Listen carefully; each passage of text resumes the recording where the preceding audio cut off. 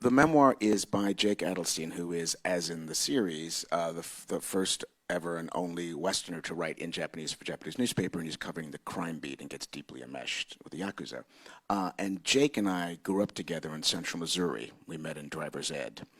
Uh, and when we were in high school, I said, I think I'm gonna go to New York and go into the theater and go from there. It's like, oh, that sounds great. I said, what are you gonna do? I'm gonna go to Japan and learn Japanese and live there. It's like, yeah, that's not gonna happen. And he did, and he had this extraordinary life. And we would stay in touch as you do with old friends. You'd speak every couple of years, and you'd just fall back into the friendship. And I was walking my dogs in Brooklyn years ago now, because as we all know how long it takes to get a hope for movie now even better series of Tokyo Vice made. He called me, and I was like, hey, dude, it's been so long. How are you? And he didn't want to do any chatter. And he said, okay, have you been getting threatening phone calls in Japanese? And I had to pause and say, I'm a little embarrassed.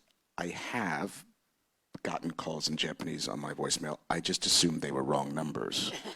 I really did. And I thought he'd laugh, and he was dead silent. And he said, very quietly, I'm so sorry. And I said, why? He said, I've discovered the worst secret about the worst Yakuza boss in Tokyo. He now knows, is threatening my life, and has stolen my address book, and is calling and threatening all the people I love most.